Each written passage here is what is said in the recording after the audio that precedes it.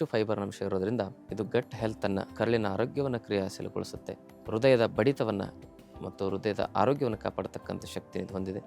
ಮೆದುಳಿಗೆ ಪಾಡ ಒಳ್ಳೆಯದು. ನರಮಂಡಲ, ಮಾಂಸಖಂಡ, ಎಲುಬುಗಳು ಬಲಿಷ್ಠವಾದರೆ ಮನುಷ್ಯ 24 ತಾಸು ಕೆಲಸ ಮಾಡಿದರೂ ಕೂಡ ಶರೀರದ ಸೆಲ್ಯುಲಾರ್ ಲೆವೆಲಲ್ಲಿರ್ತಕ್ಕಂಥ ಟಾಕ್ಸಿಸಿಟಿಯನ್ನು.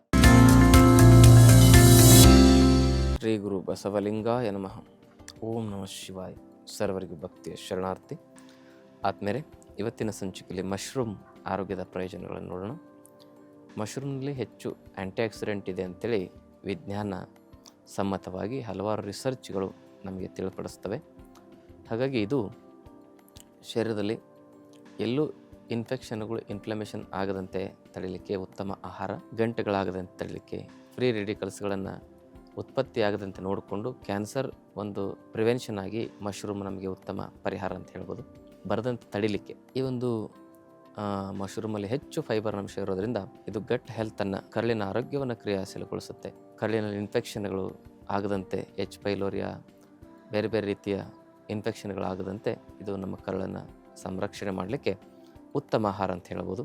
ಅದ್ರ ಜೊತೆಗೆ ಇದರಲ್ಲಿರ್ತಕ್ಕಂಥ ಫೈಬರ್ ಅಂಶ ಫ್ಯಾಟ್ ಮೆಟಬಲಿಸಮನ್ನು ಇಂಪ್ರೂವ್ಮೆಂಟ್ ಮಾಡೋದ್ರ ಜೊತೆಗೆ ನಮ್ಮ ವೇಟ್ ಮ್ಯಾನೇಜ್ಮೆಂಟ್ ಮಾಡಲಿಕ್ಕೆ ಇದು ಉತ್ತಮ ಪರಿಹಾರ.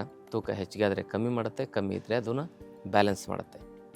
ಇದರಲ್ಲಿರ್ತಕ್ಕಂಥ ಮಿನರಲ್ಸ್ಗಳು ಮುಖ್ಯವಾಗಿ ನಮ್ಮ ಎಲುಬುಗಳನ್ನು, ಮಾಂಸಖಂಡವನ್ನು, ನರಮಂಡಲವನ್ನು ಬಲಿಷ್ಠಗೊಳಿಸುತ್ತೆ. ನರಮಂಡಲ, ಮಾಂಸಖಂಡ, ಎಲುಬುಗಳು ಬಲಿಷ್ಠವಾದರೆ ಮನುಷ್ಯ 24 ತಾಸು ಕೆಲಸ ಮಾಡಿದರೂ ಕೂಡ ದಣಿವಾಗೋದಿಲ್ಲ. ಅಷ್ಟು ಚುರುಕು, ಉತ್ಸಾಹ, ಉಲ್ಲಾಸ, ಹುಮ್ಮಸ್ಸು ಶರೀರದಲ್ಲಿ ಹೆಚ್ಚಿಸಲಿಕ್ಕೆ ಮಶ್ರೂಮ್ ಉತ್ತಮವಾದ ಆಹಾರ. ಹಾಗೆ ಇದರ ಒಂದು ಅದ್ಭುತ ನಾವು ಶಕ್ತಿಯನ್ನು ನೋಡೋದಾದರೆ ಇದರಲ್ಲಿರ್ತಕ್ಕಂಥ ಪೊಟ್ಯಾಷಿಯಮ್ ಅಂಶ ನಮ್ಮ ಹೃದಯಕ್ಕೆ ಬಹಳ ಒಳ್ಳೆಯದು. ಇದರಲ್ಲಿ ಸೋಡಿಯಂ ಅಂಶ ಕಮ್ಮಿ ಇರ್ತದೆ, ಪೊಟ್ಯಾಷಿಯಮ್ ಅಂಶ ಇರೋದರಿಂದ ನಮ್ಮ ಆ ಒಂದು ಹೃದಯದ ಬಡಿತವನ್ನು ಮತ್ತು ಹೃದಯದ ಆರೋಗ್ಯವನ್ನು ಕಾಪಾಡತಕ್ಕಂಥ ಶಕ್ತಿ ಇದು ಹೊಂದಿದೆ. ಮೆದುಳಿಗೆ ಪಾಡ ಒಳ್ಳೆಯದು, ಯಾಕೆಂದರೆ ಆ್ಯಂಟಿ ಆಕ್ಸಿಡೆಂಟು ಮತ್ತು ಮಿನರಲ್ಸ್ಗಳು ಮತ್ತು ವಿಟಮಿನ್ಸ್ಗಳು, ವಿಟಮಿನ್ ಬಿ ಮತ್ತು ವಿಟಮಿನ್ ಸಿ, ವಿಟಮಿನ್ ಎ ಅಂಶನೂ ಕೂಡ ಇದರಲ್ಲಿ ಕಾಣಬಹುದು. ಹಾಗೆ ಈ ವಿಟಮಿನ್ಸ್ಗಳು ನಮ್ಮ ಮೆದುಳಿನ ಆರೋಗ್ಯವನ್ನು ಕಾಪಾಡತಕ್ಕಂಥ ಶಕ್ತಿಯನ್ನು ಹೊಂದಿದ್ದಾವೆ. ಅದರ ಜೊತೆಗೆ ಈ ಮಶ್ರೂಮ್ನಲ್ಲಿ ಇರತಕ್ಕಂಥ ಆ್ಯಂಟಿ ಆಕ್ಸಿಡೆಂಟು ಶರೀರದ ಸೆಲ್ಯುಲಾರ್ ಲೆವೆಲಲ್ಲಿರ್ತಕ್ಕಂಥ ಟಾಕ್ಸಿಸಿಟಿಯನ್ನು ಕಮ್ಮಿ ಮಾಡಲಿಕ್ಕೆ ಇದು ಉಪಯುಕ್ತವಾದ ಆಹಾರವಾಗಿ ಕೆಲಸ ಮಾಡುತ್ತೆ.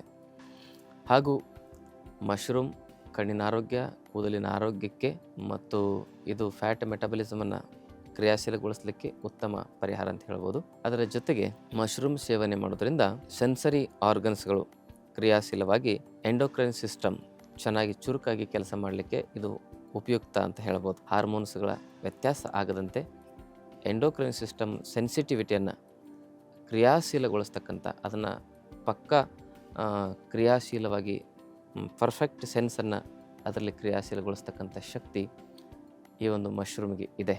ಯಾಕಂದರೆ ಇದರಲ್ಲಿರ್ತಕ್ಕಂಥ ಆ ಮಿನರಲ್ಸ್ಗಳು ಮತ್ತು ವಿಟಮಿನ್ಸ್ಗಳು ನಮ್ಮ ಎಂಡೋಕ್ರೈನ್ ಗ್ಲ್ಯಾಂಡ್ಸ್ಗಳನ್ನು ಶಕ್ತಿಯುತಗೊಳಿಸ್ತವೆ. ಅದರ ಶಕ್ತಿಯನ್ನು ಸಮತೋಲನದಲ್ಲಿ ಇಡಲಿಕ್ಕೆ ಇದು ಕೆಲಸ ಮಾಡ್ತದೆ. ಅದಕ್ಕಾಗಿ ಈ ಮಶ್ರೂಮ್ ನಿಯಮಿತವಾಗಿ ಸೇವನೆ ಮಾಡಿ. ಚೆನ್ನಾಗಿದೆ ಅಂಥೇಳಿ ಅತಿ ಹೆಚ್ಚು ಸೇವನೆ ಮಾಡೋದ್ರಿಂದ ಅದರಲ್ಲಿ ಸಮಸ್ಯೆಗಳಾಗ್ತವೆ. ಒಬ್ಬ ಮನುಷ್ಯ ಒಂದು ದಿನಕ್ಕೆ 50ರಿಂದ ಒಂದು 70-80 ಗ್ರಾಮ್ನಷ್ಟು ಮಶ್ರೂಮ್ ಸೇವನೆ ಮಾಡೋದು ಸೂಕ್ತ. ಅದಕ್ಕಿಂತ ಹೆಚ್ಚು ಸೇವನೆ ಮಾಡೋದು ಆರೋಗ್ಯಕರ ಅಲ್ಲ ಅಂತಕ್ಕಂಥ ವಿಚಾರವನ್ನು ತಿಳಿಸ್ತಾ ಇವತ್ತಿನ ಸಂಚಿಕೆಯನ್ನು ಇಲ್ಲಿಗೆ ಮುಗಿಸ್ತಾ ಇದ್ದೀನಿ. ಡಯಾಬಿಟಿಸು, BP, ಕೊಲೆಸ್ಟ್ರಾಲ್ ಇಂಥ ಸಮಸ್ಯೆ ಇರೋರೆಲ್ಲ ಇದನ್ನು ನಾವು ಸೇವನೆ ಮಾಡ್ಬೋದು. ಇದು ಯಕೃತ್ತು ಉತ್ತೇಜಕವಾಗಿ ಕೆಲಸ ಮಾಡುತ್ತೆ ಅಂಥೇಳಿ ಆಯುರ್ವೇದ ಶಾಸ್ತ್ರದಲ್ಲಿ ನಾವು ಇದರ ಗುಣಧರ್ಮವನ್ನು ಕಾಣ್ಬೋದು ಅಂತಕ್ಕಂಥ ಮಾತನ್ನು ಹೇಳ್ತಾ ಇವತ್ತಿನ ಸಂಚಿಕೆಯನ್ನು ಮುಗಿಸ್ತಿದ್ದೀನಿ. ನಮ್ಮ ಆಶ್ರಮದಲ್ಲಿ 5 ದಿನದ ಆರೋಗ್ಯ ಶಿಬಿರ ನಡೀತಾ ಇದೆ. ಅಲ್ಲಿ ಆರೋಗ್ಯದ ವಿಚಾರಗಳನ್ನು, ಯೋಗ, ಧ್ಯಾನ, ಪ್ರಾಣಾಯಾಮ, ಆಹಾರ ಪದ್ಧತಿಯ ಕುರಿತಾಗಿರ್ತಕ್ಕಂಥ ಮಾಹಿತಿಗಳನ್ನು ನಾವು ತಿಳಿಸ್ಕೊಡ್ತೇವೆ. ಆ ಶಿಬಿರಕ್ಕೆ ಭಾಗವಹಿಸಿ ನೀವೇನು ದೀರ್ಘಕಾಲದಲ್ಲಿ ಔಷಧಿ ತೆಗೆದುಕೊಳ್ತಿರ್ತಿರಲ್ಲ ಹಲವಾರು ಕಾಯಿಲೆಗಳಿಗೆ, ಅವನ್ನು ಬಿಡ್ಬೋದು, ರಿವರ್ಸ್ ಮಾಡ್ಕೋಬೋದು. ಥೈರಾಯ್ಡು, BP, ಶುಗರು, ಕೊಲೆಸ್ಟ್ರಾಲ್ ಇವೆಲ್ಲ ಸಮಸ್ಯೆಗಳಿಗೂ ಕೂಡ ಯೋಗ ಮತ್ತು ಆಹಾರ ಪದ್ಧತಿಯಲ್ಲಿ ನೈಸರ್ಗಿಕವಾದ ಮತ್ತು ಪರ್ಮನೆಂಟ್ ಸೊಲ್ಯೂಷನ್ ಇರ್ತದೆ. ಅದನ್ನು ತಿಳ್ಕೊಬೇಕಂದ್ರೆ ಶಿಬಿರದಲ್ಲಿ ಭಾಗವಹಿಸಿ. ಮತ್ತು ಮುಂದೆ ಅಂಥ ಸಮಸ್ಯೆಗಳು ಬರಬಾರ್ದಂದರೂ ಸಹ ಪ್ರಿವೆನ್ಷನ್ ಆಗಿ ಯಾವ ರೀತಿ ನಮ್ಮ ಆರೋಗ್ಯ ಪದ್ಧತಿಯನ್ನು, ಆಹಾರ ಪದ್ಧತಿಯನ್ನು ನಾವು ಸರಿಯಾಗಿ ಕಾಯ್ದುಕೊಳ್ಬೇಕು ಅನ್ನೋದನ್ನು ತಿಳಿಸ್ಕೊಡ್ತೇವೆ.